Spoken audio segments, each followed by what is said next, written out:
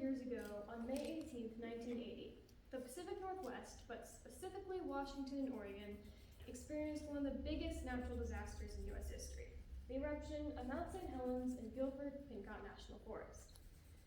This story first begins in March of 1980, when the mountain first started to show serious signs of eruption. Now, before this time, the mountain hadn't had any eruptions in over 100 years. And even the eruptions it did have before were, for the most part, not too serious, at least in fairly recent history.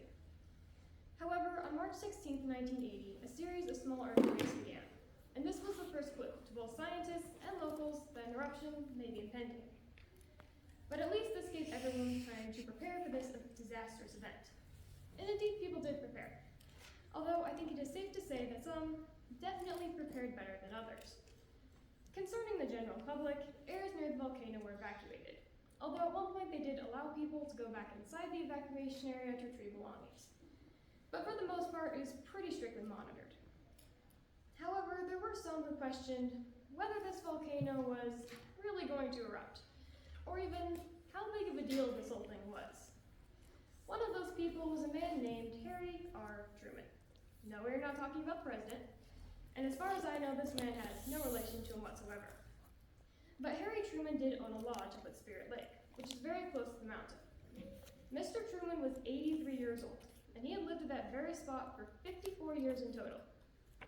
Now, between the time that the mountain started to show signs of eruption and the day it actually erupted, there's a little bit less than a month. And during that month, Mr. Truman became quite a celebrity because absolutely, under no circumstances, was he going to leave his lodge. During that whole space of a month, several people and news outlets went up to Harry's Lake to ask him why exactly he was refusing to leave. During one of those interviews, he had this to say about the matter. This is a direct quote. "I'm not going to leave here because I'm the only one up here. There's no one else who lives here in the wintertime. So there's going to have to run Truman off this lake, and I'm not going to go." He also said he thought the press was exaggerating the whole ordeal. Now, during this whole span of a month, it was tried many a time to convince Harry to please come down from his lodge. But so far, no one had been successful. It is now the night of May 17th, which we now know is the night right before the volcano will erupt the next day. And it even seems that some had an inclination that the time for the eruption may be drawing near. The head of the Washington State Patrol, a man named Robert Landon, went up to Harry's lodge at 6 o'clock that night to try and convince him one last time to please leave. It is the night of May 17th, and Harry Truman may not be the only one in danger, and Robert Landon may not be the only one with the suspicion that this volcano is going to erupt soon. A third man was also up at St. Helens that night, but for different reasons than both Harry Truman or Robert Landon. His name was Dave Crockett. You see, Dave Crockett was a news photographer for Como News, and he had a feeling that something big was going to go down at St. Helens that night. So, like any news photographer does when they have a feeling, he drove the 3 hours from his house to the active volcano, and he was intent on staying up there as long as he needed to until a suspicious feeling had come into fruition. So, let's do a quick recap of where everyone is at this point. The night of May 17th, which we now know is the night right before the volcano will erupt the next day, and the very early morning of the next day, May 18th, the day the volcano will erupt. Harry Truman is still at his beloved lodge, and Robert Landon from the State Patrol is up there with him, giving it his last-ditch effort to try and convince Harry to leave. Dave Crockett, the news photographer, is following his hunch the next morning, and is up there waiting for something to happen. When May 18th does come, 2 of these men will survive, and one of them will forever be part of this mountain. The day is finally Sunday, May 18th, and this impending disaster is striking. At 8:32 in the morning, the largest landslide in history occurred, coming down from this mountain. Hundreds of tons of melted snow water rushed over the surrounding hills of the Toutle River Valley at a shocking speed of 90 miles per hour. Some of the hills this mudslide passed over were as tall as 20-story buildings. And in total, there is over 65 cubic miles of mud.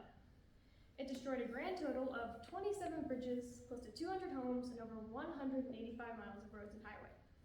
It also managed to bury 14 miles of the Toutle River with 150 feet of mud. And in some places, it was almost as much as 600 feet of mud, rock, and trees bearing this river. Something very interesting about this mudslide is that it was able to create canyons with layers of sediment similar to places like the Grand Canyon, just on a smaller scale, but in mere hours. It was also able to bury trees vertically at the bottom of the lake in a similar style to that of the fossil forest in Yellowstone. All this really goes to show what a fascinating process it is to see how quickly a landscape can change when you have a large catastrophe like this one. But I won't be too distracted. So far, I mainly only mentioned the landslide. What about the actual eruption of this mountain? Well, the mountain sent out a shockwave that is said to have had the energy equivalent of 27,000 Hiroshima-sized atomic bombs. This shockwave was so big it actually showed up on a barograph reading a little ways away. And a barograph is basically a fancy barometer, so it visually represents changes in air pressure. You can see that most of the time is a straight line, but right there's a little notch where St. Helens blew. You can see it blown up right there. Pete Miles appears to be the man who took this reading, and he wrote on the back of it that in his 20 years of observation, he had never seen anything like this show up in a barograph before. The eruption also brought with it an absolutely massive ash cloud that took the form of a mushroom cloud that was up to 50,000 feet tall. For reference, that is almost as tall as 2 Mount Everests stacked on top of each other. This ash cloud was so big it could actually be seen all the way from outer space, and in some places it caused the sun to be completely blotted out. So it was like day turned into night. You couldn't see, it was so dark. Some of the ash from this colossal ash cloud began to settle on the ground, and this caused a whole slew of other problems. Primarily from the sheer amount of ash that was beginning to fall from the midnight black sky like snow. Imagine waking up that morning and looking out your window, expecting to see a beautiful day in May. But instead it looks like it's January or December, because the sky is black and there appears to be snow falling from above. I, for one, would have been pretty freaked out. The ash continued to settle, some counties shut down, and cars that were driving on the highway began to fail, just from the sheer amount of ash that was in the air, which left travelers stranded. Air travel was also cut off in several states, including Oregon and even as far away as Montana. Now, I know at this point you're probably wondering about the 3 men I mentioned earlier. Well, Dave Crockett, the news photographer, did indeed have a strange feeling come into fruition, and he was up at St. Helens that day to witness, through his own eyes and through the lens of his camera, the eruption. Mr. Crockett was up at St. Helens that day in his news car, a Mercury Monarch.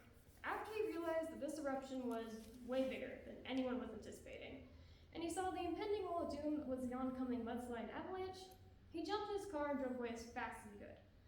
After desperately trying to outdrive and escape this mudslide, he turned down a logging road, but soon got stuck and could go no further.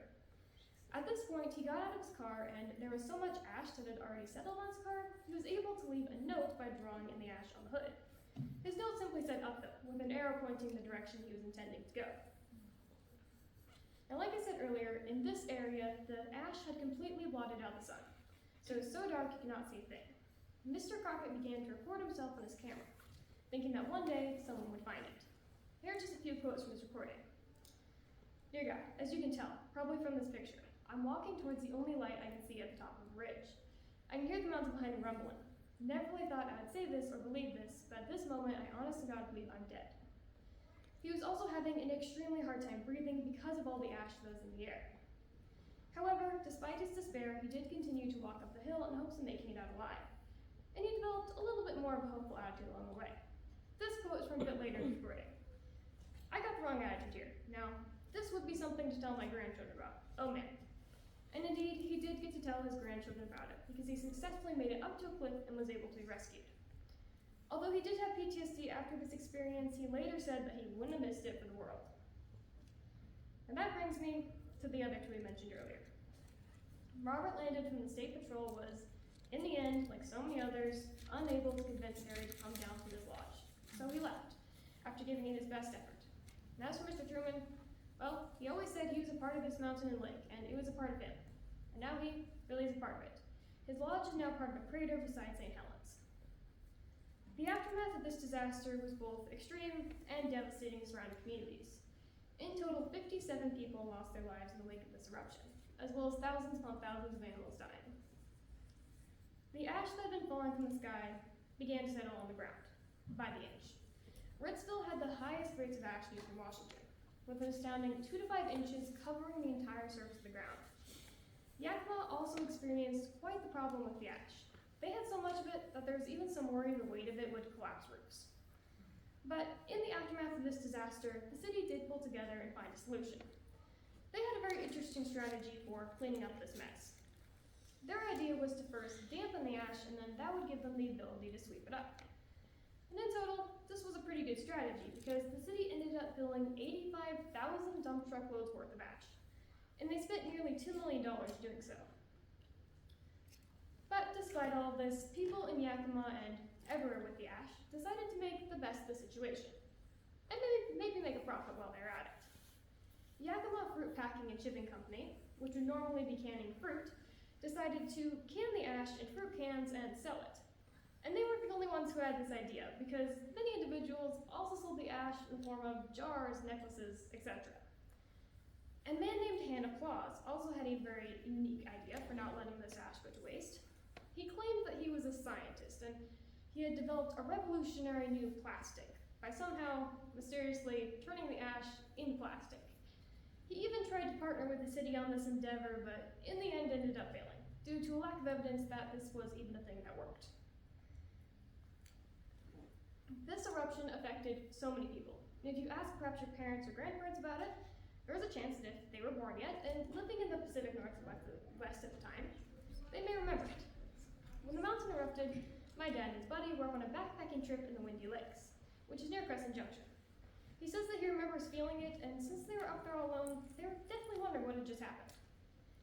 My mom was living in Sutherland at the time, which is in Southern Oregon, and she says she does remember getting ash falling all the way down there. And finally, my grandpa was actually part of the rescue operation through Weyerhaeuser Aviation after this happened, and it's thanks to him that I have much of this information for this speech.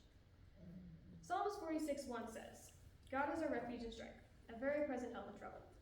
So even though it does not appear that St. Helens is going to blow up again anytime soon, if you ever find yourself in a terrifying or troubling situation like some of the people we talked about today did, remember to put your trust in the Lord and He'll help you out of your trouble. Thank you.